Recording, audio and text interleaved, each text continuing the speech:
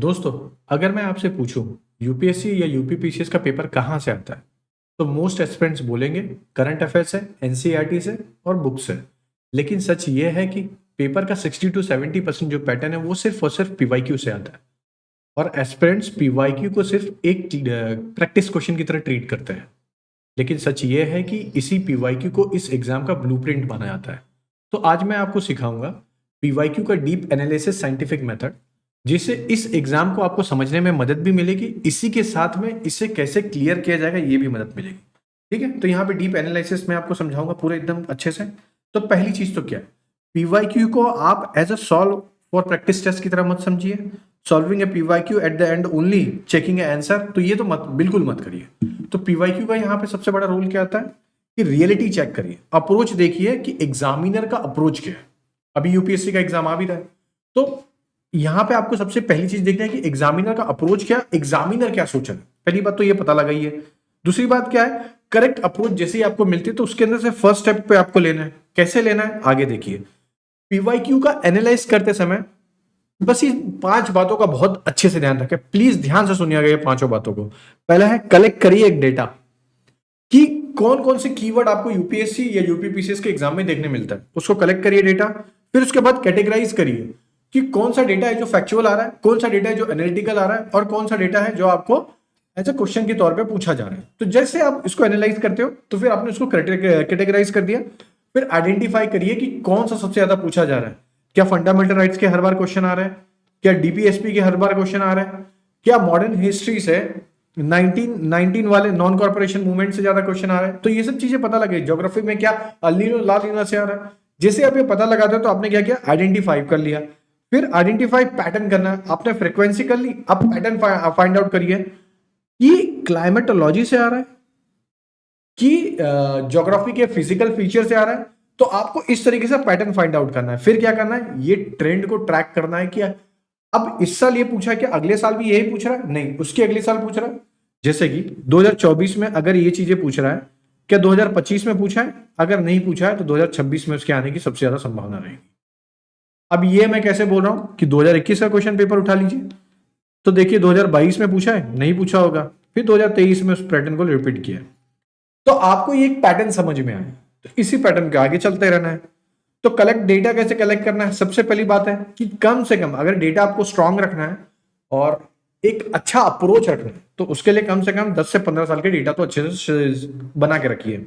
Because जितना data आपके पास होगा उतना ज्यादा आप एक्यूरेट जजमेंट लगाओगे। होता है ना, कुछ लोग बोलते हैं ना कि मैंने तुक्का मार दिया, मेरे सही हो गया।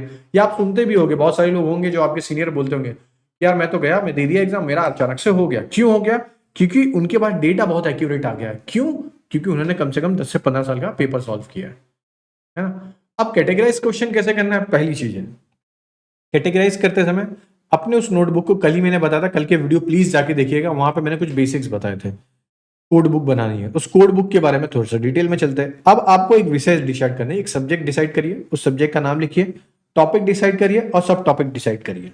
ठीक है, जैसे फॉर एग्जाम्पल के लिए कि मैंने पॉलिटी डिसाइड की, ये एक सब्जेक्ट है, उसका टॉपिक है पार्लियामेंट, और उसके जो क्वेश्चंस होंगे वो होंगे करंट अफेयर्स पे बेस पे। तो करंट अफेयर में जैसे क्वेश्चन आवर्स चल रहे थे, फिर क्या है, फाइनेंस बिल चल रहा था, तो मैं इसके रिगार्डिंग में अच्छे से देख लूंगा। तो इससे क्या होगा कि मैंने हर चीजें अपने करंट अफेयर के साथ और पीवाईक्यू के साथ लिंक कर दिया।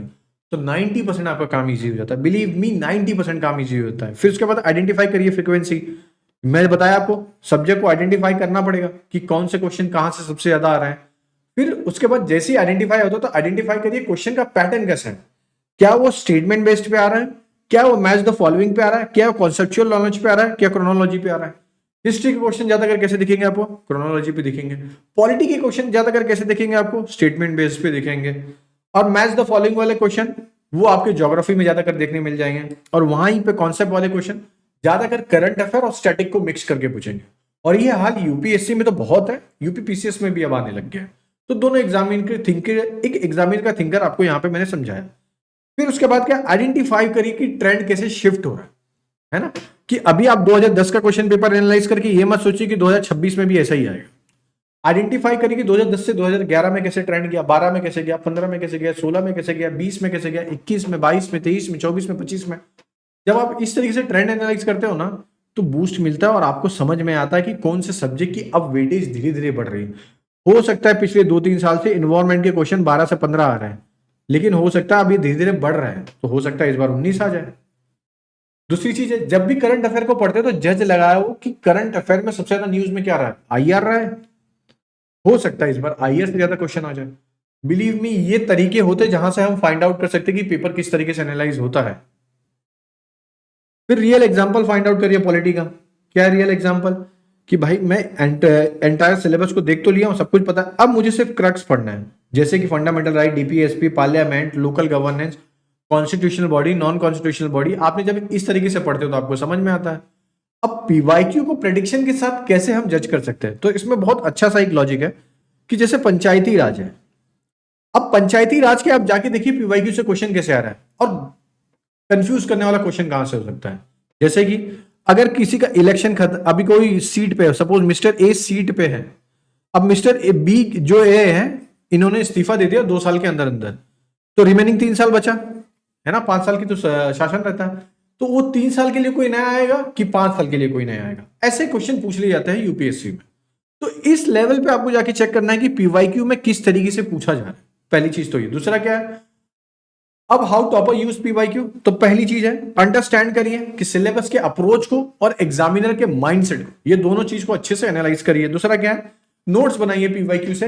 अभी मैंने ऊपर आपको बताया कैसे नोट्स बनाना है। प्लीज मैं बता रहा हूं ना, अगर इस एग्जाम को निकालना है तो पीवाईक्यू से नोट्स कैसे बनाना है वो सीखिए। और दूसरा, अगर इस एग्जाम को बहुत अच्छे से निकालना है तो इस चैनल को सब्सक्राइब कर लीजिए, जहां से आपको भी मदद मिलेगी और मुझे भी मदद मिलेगी। प्लीज सपोर्ट करिए। मैं आके इतनी डीप वाली चीजें बता रहा हूं, लाखों पे करोगे आप, बिलीव मी, लाखों पे करोगे तो भी आपको कोई नहीं बता पाएगा। एक एक्सपीरियंस मैं आपको दे रहा हूं। क्यों? क्योंकि मुझे प्री निकालने में कभी बहुत ज्यादा डिफिकल्टी नहीं आई। प्लीज इसको समझिए। फिर रिवाइज यूजिंग पीवाईक्यू, जितना हो सकता है उतना रिवाइज करिए पीवाईक्यू को, उतनी ज्यादा क्लियरिटी आएगी। डेली वीकली स्ट्रेटेजी बनाइए। अब कैसे बनाना है स्ट्रेटेजी, मैंने ऑलरेडी प्रीवियस ईयर जो हमारा टॉपिक था वीडियो का, उसको प्लीज जाके देखिए, उससे आपको समझ में आएगा कि आपका डेली रूटीन बनाइए। आज मैं अगर आईएनसी के बारे में, इंडियन नेशनल कांग्रेस के बारे में 1909 तक पढ़ा हूं, तो मैं अपनी डायरी में एंट्री मारूंगा कि मैं 1909 तक पढ़ा हूं। फिर मैं उसको एक हफ्ते के अंदर फिर रिवाइज करूंगा। और अब तो जो टाइम है वो डायरी को यूटिलाइज करिए, जितना हो सकता है उतना रिवाइज करिए।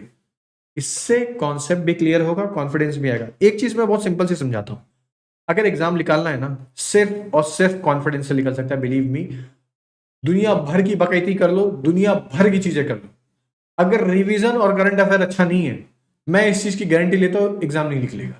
तो रिवीजन और करंट अफेयर करिए, ना कि जा जाके किसी के लेक्चर देख के आपको लग रहा कि आपका क्लियर हो जाएगा। तो आपसे बड़ा कोई मूर्ख नहीं है, और 2 साल बचा, आप पढ़ते रहिए, पढ़ोगे भी वैसे भी। फोकस ऑन इंपॉर्टेंट टॉपिक्स है। फिर उसके बाद अवॉइड अननेसेसरी जितने भी स्टडीज है, टाइम को आप बचाइए। हर एक टाइम पे जितना भी छोटे से छोटा टाइम है ना, स्पेशली यूपीएससी वाले, वो तो बहुत ज्यादा यूटिलाइज करिए। कोई भी रैंडम टॉपिक मत उठा के पढ़िए। एक सब्जेक्ट खत्म हो रहा है तो फिर उसके बाद पढ़िए। दिन में कम से कम 2 सब्जेक्ट लेके चलिए। एक ही सब्जेक्ट को दिन भर मत खींचिए, कुछ नहीं मिलेगा। 2 सब्जेक्ट कम से कम लेके चलिए।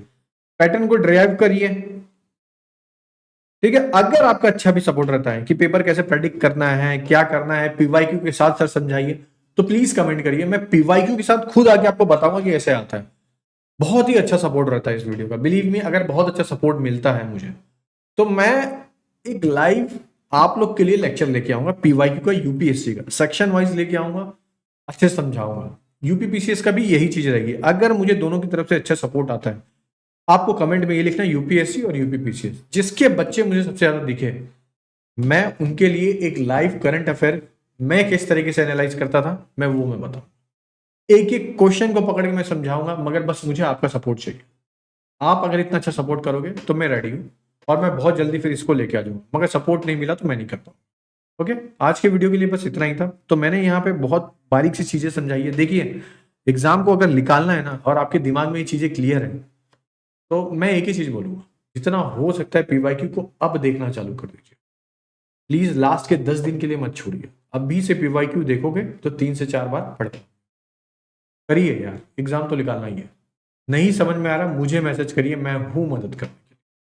ठीक है दोस्तों, तो आज के वीडियो के लिए इतना ही था। अगर वीडियो अच्छा लगा है तो लाइक शेयर सब्सक्राइब जरूर कर दीजिए। चलिए, जय हिंद।